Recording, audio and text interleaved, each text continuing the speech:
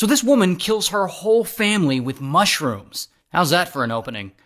Now the woman's name is Erin, and Erin's about 48 during this time, living in Australia, and Erin has a problem. She and her ex-husband are fighting a lot. Now, her ex-husband is this guy, Simon. And I guess she and Simon are separated, but they never officially got divorced. I'm not sure what that's all about, but it sounds like they're in the middle of what is about to be a divorce. Anyway, at some point, Erin and Simon start fighting all the time over finances, over child support, and, stuff like that. She's hitting him up like, "You're a deadbeat, you're not doing enough for the kids." And of course, he's like, "I've been helping these kids for years, fuck you." Plus, Erin feels like it's not just Simon who's being a jerk, it's also his whole side of the family, specifically his parents. She feels like they, especially, are always taking Simon's side instead of doing what's right for her and the kids. And so at this point, Erin has had enough, and she decides it's time to get rid of Simon for good. Not only that, but she also wants to take out his whole family. So in 2023, she comes up with an insane plan that she's pretty sure will work. She's gonna unalive her ex-husband and his parents. She plans to go out and find some poisonous mushrooms growing in the wild, and then cook them up and slip them into ex-husband's food. And so she starts looking online at this plant database website to see if anyone has spotted any poisonous mushrooms in her area. I guess people post sightings on this site to warn mushroom foragers to stay away so that they don't accidentally pick them and get poisoned. So she goes on this website and she basically hits the jackpot. Like, she learns that there are 2 nearby towns where people have spotted death cap mushrooms. Death cap mushrooms are like super poisonous mushrooms. Most of the fatal mushroom poisonings in the world are from death caps. So Erin goes out to these spots the website told her about, and she collects as many of these death caps as she can. She also goes out and buys a dehydrator, which she needs to dehydrate the mushrooms. Once she gets home, she dehydrates them and she crushes them into powder, and she gets ready to hide them in the beef Wellington she's making. And once everything is ready to go, Erin invites Simon over for lunch, and his parents, and his aunt and uncle too, because I guess she hates them as well.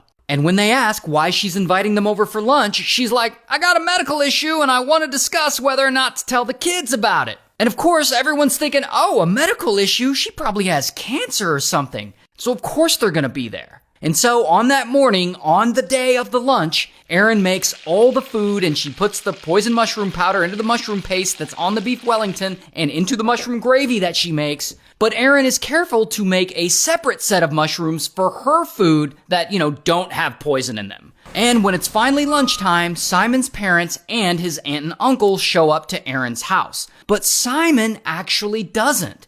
I guess the day before he cancels because, Erin's been an asshole to him lately. But everyone else does show up. Now, keep in mind, she originally wanted to take Simon out, her ex-husband, but since he didn't show, I guess she's like, well, I'll just kill his whole family instead. So they all sit down at the table, and Erin brings over 4 gray plates with beef Wellington. She then puts her own food on an orange plate so that she doesn't screw up and accidentally poison herself.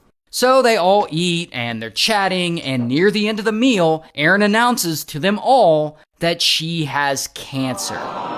Which she 100% does not have, but I guess she told them on the phone that she had something important to tell them, and I guess she has to keep the lie going. Even though they're all about to be dead. Erin is just shameless. Regardless, all the guests think it's real, and they all feel really bad for her, and everyone starts giving her advice on how to break the news to the kids and stuff like that. Anyway, eventually lunch is over and everyone leaves and goes home. Later that night, those mushrooms start kicking in, because I guess they take 6 to 12 hours to start working. And Simon's family is all at their homes and they all start getting sick. And they're like throwing up all night. In fact, they're throwing up so much that in the morning, they go to the hospital for treatment.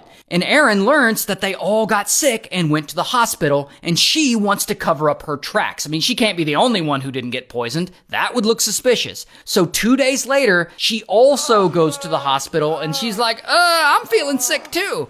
Meanwhile, the condition of Simon's family keeps getting worse. They're still vomiting, they have diarrhea, they're severely dehydrated, and then their organs start failing, which is a really bad sign. So they all get a bunch of treatments, including one of them who receives an emergency liver transplant, which is just wild.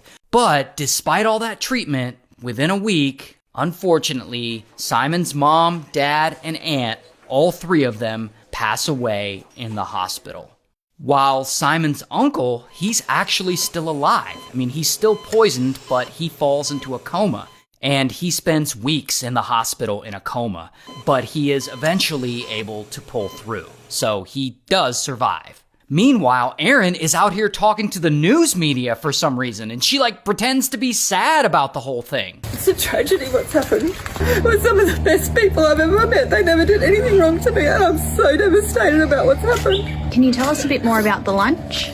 What I can tell you is that I just can't fathom what has happened. That Ian and Heather have lost their lives, and Gail has lost her life, and Donna's still in hospital, and I pray that he pulls through. Just can't believe it. Can you tell us where the mushrooms came from?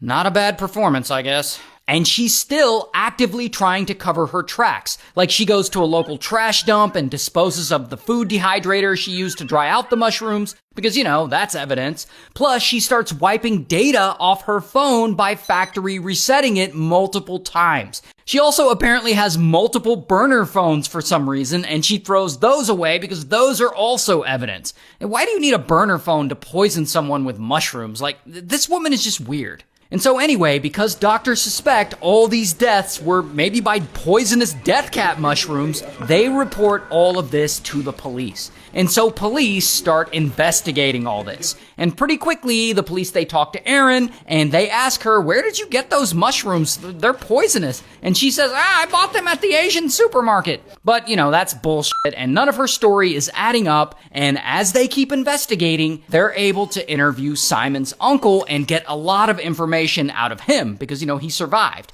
And they get information like she had the only orange plate, and how she told them all she had cancer and all that stuff.